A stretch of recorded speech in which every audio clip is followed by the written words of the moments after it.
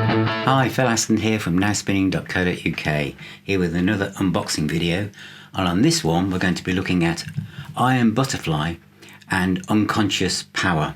This is a new 7 CD box set that's been released by Cherry Red and Esoteric Records.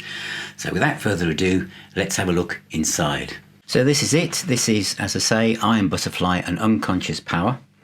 And this is a very new release. It's only just come out, and I was very, very pleased when it arrived, because it reminds me of the packaging that you got with the Spooky Tooth box set, which came out not that long ago. It's a nice sturdy box, and you can see here the albums are all put together really well. It comes with a great booklet, which I'll cover in a few moments. But the albums are nice vinyl replicas, and this is the first one, simply called Heavy. And the kind of the discs, you can see that they're quite tightly packed here, so you want to make sure there's no kind of glue has gone onto the actual discs themselves. But I thought it was a nice retro design actually on the covers themselves. And then of course we've got the most famous one perhaps, In-a-Gadda-Da-Vida, and which I'll talk about in a bit as well.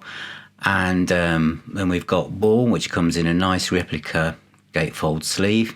I do like it when they do this. I think it's attention to detail that the collectors really look for, and I think that going that extra mile in doing this kind of stuff really makes a difference, I think, to people making that purchase and keeping physical music alive. And then, talking of live, here is the live album. This one in Heavy comes with the tracks are in mono and stereo, which the mono tracks I don't think have been released on CD before. And then you've got Metamorphosis, which again comes in a nice gatefold sleeve. So the artwork is replicated really well. And then from 2010, I think this was a limited release, which is the double live album, which has 2 shows. And the quality of the recordings is really, really good.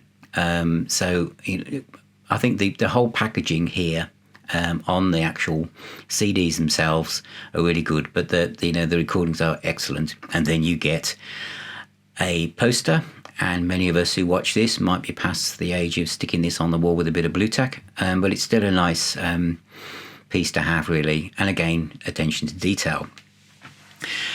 And then that brings us on to the booklet. And this is substantial, and I think this just make a big difference. And as I go through this, you can see that a lot of thought has gone into it on the design. As we go through the first pages, it goes through detail on the actual albums. So everything you'd want to know, and there's lots of period piece photographs as well. As it goes through the origins of the band, where they were from, what they were doing prior to Iron Butterfly. And if you're new to this band, they really are from that time. This is 60s psychedelic, the birth of proto heavy metal. If you like the Doors, Jefferson Airplane, that kind of era of Americana rock, psychedelia, then you're going to really like this. They're probably, the keyboard sound is closer to the Doors than anything else. The vocal sound is from that time. As the albums are released, Heavy to me is like the birth of hard rock in many respects. And In-a-Gadda-Da-Vida is probably the best album. Ball is a bit more lightweight and not so guitar driven. And the live one is very good. And Metamorphosis is more back to rock, but again, they are of the time. It's interesting that as we got through to 1970, if you think what's going on in 1970 in the UK with Sabbath, Zeppelin and Purple, they sounded like they were still in the 60s.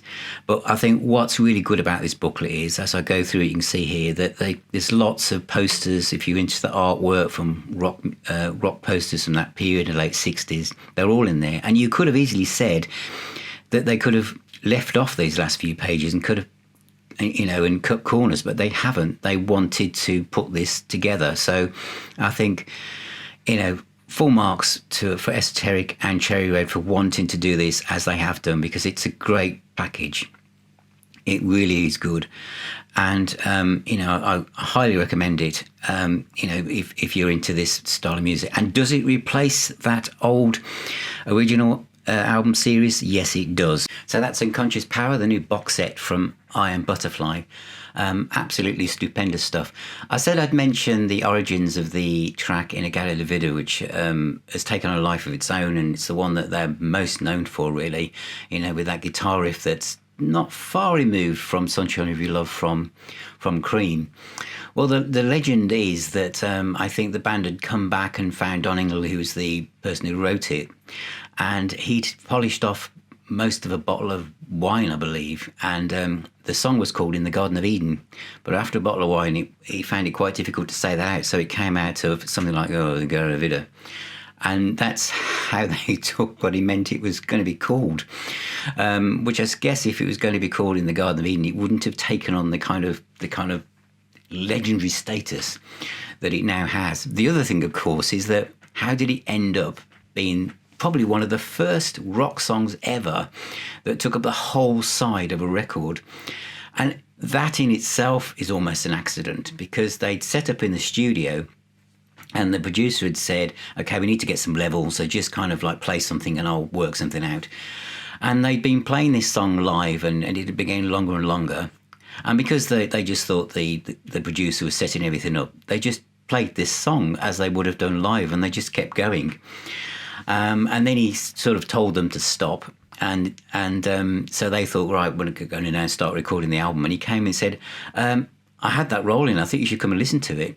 And so apart from a couple of guitar overdubs and changing the vocals, which were just done as a guide, it is exactly as it is. They just basically did the whole thing, not realising it was being recorded live, even with the drum solo in it.